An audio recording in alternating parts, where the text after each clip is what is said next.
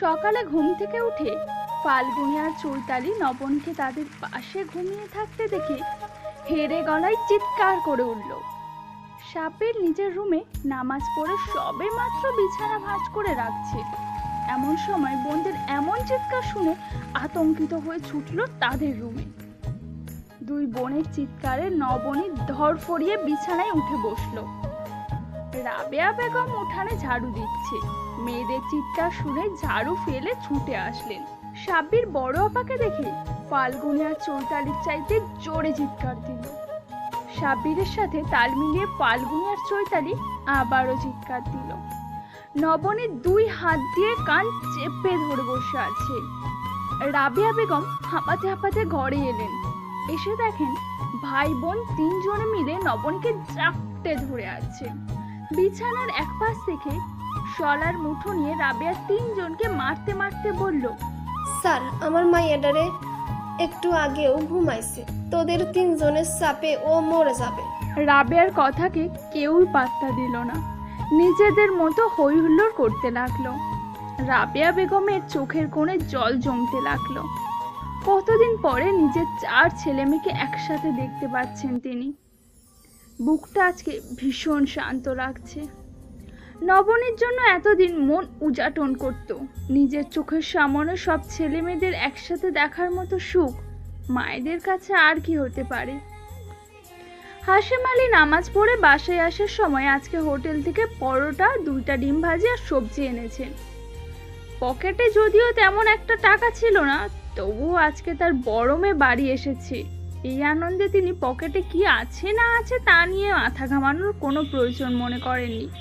প্রতিদিন তো আর ভালো খাওয়াতে পারেন না ছেলে মেয়েদের, আজ না হয় সবাই মিলে একসাথে আনন্দ করে খাবে। বাড়ি এসে দেখে ছেলেমেয়েরা সবাই বারান্দায় পটিতে বসে আছে, হাসি হাসি করছে সবাই মিলে। হাসতে হাসতে একে অন্যের গায়ের উপর ঢলে পড়ছে। অনেকদিন পর হাশেম আলীর বুকটা খুশিতে ভরে উঠল, নয়ন জুড়িয়ে গেল তার। নিজের অজান্তেই চোখে জল এলো। গলা পরিষ্কার করে হাশেম আলী নবনীকে ডেকে বলল, তোরা সব কই, আয় সবাই মিলে নাস্তা করব। রাবেয়া রান্নাঘর থেকে প্লেট বাটি নিয়ে এলো। কত রাতে নবনীর জন্য ভেজে রাখা ডিম ভাজাটাও নিয়ে এলো। গোল হয়ে সবাই মিলে খেতে বসলো। হাশেম আলীর একটু পর পর চোখ ভিজে উঠছে আনন্দে। খেতে পারছেন না তিনি কিছুতেই। এত আনন্দ কেন লাগছে তার কে জানে। খেতে খেতে নবনীর মনে হলো, ওই বাড়িতে সবাই না জানি এখন কি করছে। দিশার টাইম টু টাইম নাস্তা কে রেডি করে রাখছে? লুবনার জন্য তার পছন্দের খাবার কে বানিয়েছে আজ? তাহেরা বেগম মনে করে ইনসুলিন নিয়েছে তো আজকে? নামাজ পড়ে আসার সময় হামিদুর রহমান আজকে চা খেয়েছেন কি? তামিমের শার্ট প্যান্ট সব কি আয়রন করে রাখা আছে কে জানে। নবনী সিদ্ধান্ত নিল খাবার পর হামিদুর রহমানের এনে দেওয়া ব্যাগটা খুলে দেখবে সবাই মিলে। তারপর সে বাবা মাকে নিজে থেকেই সবকিছু খুলে বলবে। মুহূর্তেই অঝোর ধারায় বৃষ্টি নামলো, সাথে ঠান্ডা বাতাস। নবনী বলল, মা, বৃষ্টির পানি নাও, আজ বৃষ্টির পানি খাবো। রাবেয়া প্লাস্টিকের জগটা টিনের চালের নিচে ধরতেই মুহূর্তেই জগ ভর্তি হয়ে গেল। নবনী এক গ্লাস পানি খেল। সেই ছোটবেলার কথা মনে পড়ে গেল নবনীর। বিয়ের পর বৃষ্টি উপভোগ করার সময় হয়নি আর তার, অথচ বৃষ্টি দেখলেই আগে ভেস্তে ছুটে যেত ভাই বোন সবাই মিলে। কে বলে বিয়ের পর মেয়েদের জীবনে পরিবর্তন আসে না? খাবার পর নবনী সাব্বিরকে বলল, যা তো, রুমে গেলে দেখবি একটা বড় ব্যাগ আছে, নিয়ে আয়। সাব্বির তড়িৎ গতিতে ছুটে গিয়ে ব্যাগ নিয়ে এলো। নবনী ব্যাগের চেন খুলতেই দেখলো কতগুলো শপিং ব্যাগ। সাথে সাথে নবনী বুঝে গেল এখানে বাড়ির সবার জন্য কেনাকাটা করে দিয়েছেন হামিদুর রহমান। নবনীর ধারণা ভুল হলো না। প্রথমে বের হলো এই ব্যাগে সাদা ও খয়েরি রঙের 2টো পাঞ্জাবি, পাজামা, এক জোড়া লুঙ্গি, ব্যাগের উপরে লেখা প্রিয় বেয়াই সাহেবের জন্য। পরের ব্যাগের উপরে লেখা শ্রদ্ধেয় বেআইন সাহেবের জন্য। ভেতর থেকে বের হলো আরামদায়ক কটনের 2 জোড়া শাড়ি। হাত দিয়ে ধরতেই কেমন আরাম আরাম লাগছে নবনী। রাবেয়া বেগম কিছুটা বিব্রত হয়ে বলল, আমার জন্য এইসব নেওয়ার কি দরকার ছিল? মা, আমি কি জানতাম নাকি এই ব্যাগের ভিতর কি আছে? আমাকে কাউন্টারে বসিয়ে রেখে আব্বা গিয়ে এইসব কিনে এনেছে।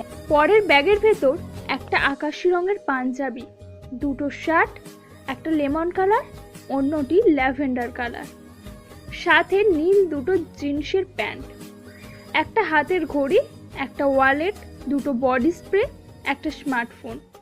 ব্যাগের উপরে লেখা আদরের সাব্বির। সাব্বির আবেগে আপ্লুত হয়ে বলল, আমার জন্য এত কিছু আপা, আমার কেমন স্বপ্নের মতো লাগছে। কালার দেখেছিস আপা? এত নিঃশব্দ কালার। ফোনটা দেখ, অনেক দামি ফোন মনে হচ্ছে।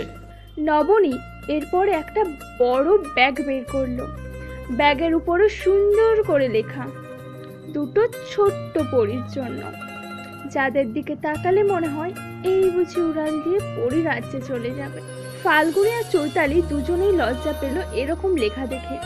হামিদ আঙ্কেল তাদের ভীষণ আদর করে, সব সময় তাদের পরী বলে ডাকে।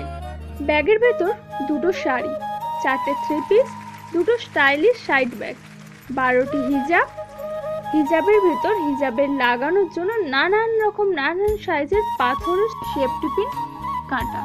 দুই বোনের মুখ উজ্জ্বল হয়ে গেল এসব দেখে। তাদেরকে কেউ কখনো এত কিছু উপহার দেয়নি। এই প্রথম এত উপহার দেখে দুজনেই বাকরুদ্ধ হয়ে আছে। এরপর নবনী তার ব্যাগ বের করলো। ব্যাগের ভেতর নবনীর জন্য অনেকগুলো জামা আছে। গুনে দেখলো নবনী 12টা 3 পিস। নবনীর ভীষণ কান্না এলো। নবনী এক কাপড়ে বাসা থেকে বের হয়েছে। হামিদুর রহমান বুঝতে পেরেছেন বাবার বাড়িতে এলে নবনীকে জামা কাপড়ের সমস্যায় পড়তে হবে। নবনীর জন্য একটা সাইড ব্যাগ আছে। নবনী কি ভেবে যেন ব্যাগটা খুললো। খুলতেই দেখতে পেল 2 বান্ডিল 1000 টাকার নোট ব্যাগের ভেতরে, আর সবগুলো গহনা। নবনী বাবাকে জড়িয়ে ধরে কান্না করে দিল। হাসিম আলী মেয়ের মাথায় হাত বুলিয়ে দিলেন। কান্না থামিয়ে নবনী বলল, বাবা, আমি ওই বাড়ি থেকে একেবারেই চলে এসেছি। বিশ্বাস করো বাবা, তার জন্য আমার খারাপ লাগছে না। আমার শুধু খারাপ লাগছে বাবার জন্য। ওই বাড়িতে যে আমার আরেকজন বাবা আছেন, যিনি আমাকে তোমার মতো করে বুঝতো, আমার সব বিপদে ঢাল হয়ে থাকতো। কেঁদে কি হবে মা, কাঁদিস না। নবনী একটু চিড়িয়ে বলল, বাবা, আমি জানি আমি না বললে তোমরা কখনোই জানতে চাইবে না কি হয়েছে, তাই আমি নিজেই বলছি সব। তোমাদের যদি মনে হয় আমার সিদ্ধান্ত ভুল, তবে যা ভালো মনে করো তা বলো তোমরা। আমার শাশুড়ি মা কেমন তা তো তোমরা জানোই সবাই। ওইসব আমি সহ্য করে গেছি এতদিন। কিন্তু বাবা, তামিম একটা মেয়ের সাথে সম্পর্ক করেছে। আমার শাশুড়ি বদ্ধপরিকর ওই মেয়ের সাথে তামিমকে বিয়ে দেবে। আমার বাবার বাড়ি গরিব বলে বাবা, ওরা কেউই আমাকে দাম দেয় না। ওদের কাছে রাস্তার কুকুরের দাম আছে, কিন্তু আমার দাম নেই। কতদিন গেছে বাবা, সবার নাস্তার পর আমি খেতে গিয়ে দেখতাম খাবার মতো কিচ্ছু নেই, অথচ আমার শাশুড়ি ননদ খাবার নষ্ট করে রাখতো। ওদের এঁটো খেতেও আমার আপত্তি ছিল না, কিন্তু ওরা প্লেটে পানি ঢেলে রাখতো। শুক্রবারে সবাই ঘুরতে যেত, শুধু আমি ছাড়া। অথচ আমার যে কি ভীষণ ইচ্ছে করতো, কেউ একবার জিজ্ঞেসও করতো না আমাকে। জানো বাবা, 3 বছর আমি ঢাকায় ছিলাম। এর মধ্যে মনে হয় 4 বার আমি বাসা থেকে বের হতে পেরেছি। 2 বার গেছি ইন্টারভিউ দিতে, আর 2 বার বাসা নিচে ফার্মেসিতে নিজের ঔষধ আনার জন্য। এইসব নিয়েও আমার কোনো আপত্তি ছিল না, কিন্তু এত কিছুর মধ্যে তামিম মাঝে মধ্যে আমার গায়ে হাত তোলে। পান থেকে চুন খসলেই আমার শাশুড়িও আমার গায়ে হাত তোলে। গালাগালির কথা তো বাদই দিলাম, কিন্তু আমার শাশুড়ি গত রাতে সাফ জানিয়ে দিয়েছেন আমি ওই বাসায় থাকলে তিনি ওই বাসায় থাকবেন না। আর আমার কিছু করার ছিল না বাবা। স্বামীকে দিয়ে মানুষের শ্বশুর বাড়িতে অবস্থান শক্ত হয়। স্বামী থাকে স্ত্রীর জন্য সবচেয়ে বড় খুঁটি। আমার সেই খুঁটিতে ঘুণ পোকা ধরেছে বাবা। আমার মাথার ওপর স্বামীর ছায়া নেই। আমার শ্বশুর 12-13 দিন পরে কানাডা চলে যাবেন। তোমরাই বলো বাবা, উনি চলে গেলে আমাকে ওখানে ওরা কি করতো? উনি চলে গেলে বাবা তো সারা বছর দেশে থাকেন না, আমিও সবসময় অভিযোগ করতে পারি না। রাবেয়া বেগম মেয়েকে জড়িয়ে ধরে কেঁদে উঠল। ভাই বোন সবার চোখে পানি। ভাই বোনেরা আগে থেকেই আজ করেছে এসব। তাদের আপা যে ওই বাড়িতে ভালো নেই তা তারা বুঝতো, কিন্তু কিন্তু এত বছর আপার নিষেধ থাকার কারণে কিছু বলেনি বাবা মাকে। তবে 3 ভাই বোন একসাথে হলে বোনের কষ্টের কথা ভেবে আড়ালে চোখের জল মুছত। হাসিম আলী নিজেকে সংযত করে বলল, তুই কোনো চিন্তাই করবি না মা, যেটা তোর ভালো মনে হইব সেটাই করবি। মনে রাখিস, যে সম্পর্ক থাকলে নিজের আত্মসম্মানে ঘা লাগে সেই সম্পর্কে থাকানোর কোনো প্রয়োজন নেই। কে কি ভাবলো তাতে কিছু যায় আসে না। নিজের মনে এবং বিবেক যা কয় তাই শুনবি। তুই যে সিদ্ধান্ত নেস না কেন আমগো কোনো আপত্তি নাই। আমার মায়ারে আমি যদি এত বছর নুন ভাত খাওয়াইয়া রাখতে পারি তো বাকি জীবনও পারমু। তারপরেও আমার মাইয়ার অসম্মান কইরা যারা কথা কইব তাদের কাছে দিমু না। এসব লইয়া কোনো চিন্তা করবি না। নবনী কিছুক্ষণ চুপ থেকে বলল, আমি তামিমকে ডিভোর্স দিতে চাই বাবা। হাসিম আলী মেয়ের মাথায় হাত বুলিয়ে দিয়ে বললেন, দরকার হলে আমরা সব সময় তোর পাশে থাকবো মা।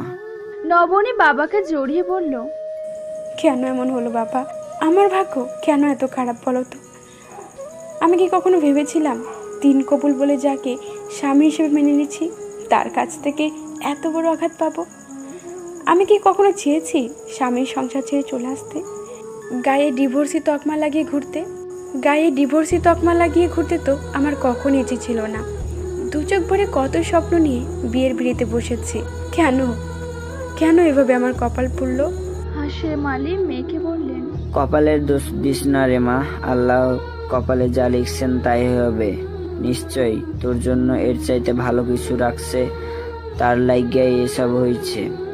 এরকম কইরা ভাঙিয়া পড়িস না, আল্লাহর উপর ভরসা রাখ। যেই কপাল আল্লাহরে সেজদা দেওয়ানের লাইগা বানাইছে সেই কপাল জীবনে খারাপ হইতে পারে না। হামিদুর রহমানের দাফন কাজ শেষ হতে বিকাল হয়ে গেল। তামিম এখনো বিশ্বাস করতে পারছে না যে তার বাবা আর নেই এই দুনিয়ায়। সকালেও তো বাবাকে দেখলো, ভয়ে লজ্জায় তখন বাবার দিকে তাকাতেও পারেনি সে। আহা, যদি ভয় না পেয়ে একটাবার বাবাকে মন ভরে দেখে নিত, তাহলে তো আজ আর বাবাকে দেখার তো আফসোস থাকতো না।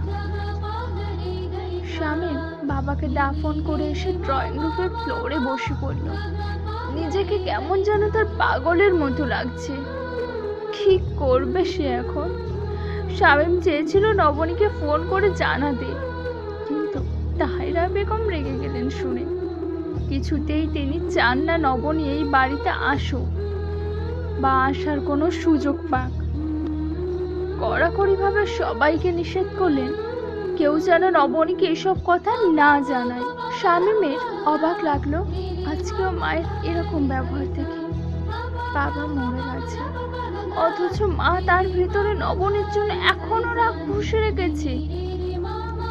মানুষ এমন হয় কেন? শামীম ভেবে পায় না কার কাছে গেলে সান্ত্বনা পাবে। আহা, বাবা হারিয়ে গেলে পৃথিবীতে কে সান্ত্বনা দিতে পারে? এসব ভাবতে শামীমের দু চোখ বেয়ে জল গড়াতে লাগলো।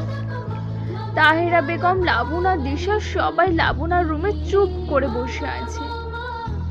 দিশা কিছুটা বিরক্ত লাগছে এভাবে মন খারাপের অভিনয় করতে।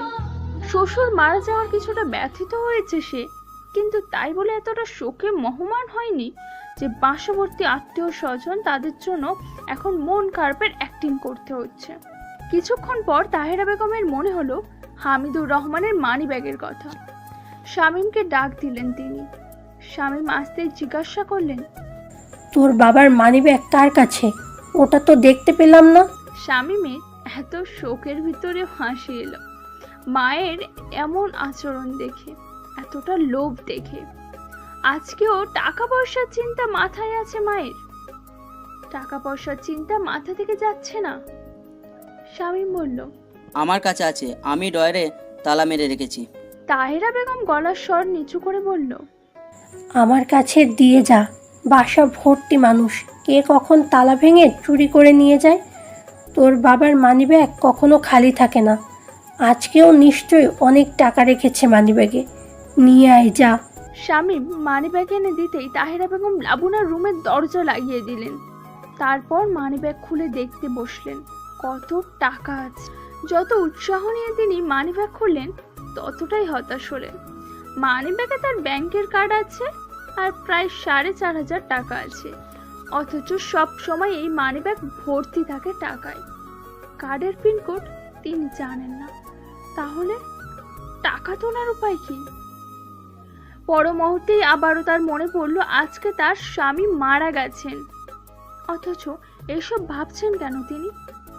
এসব দুদিন পরে ভাবলেও চলবে। বাহির থেকে দরজায় নক করলো কেউ।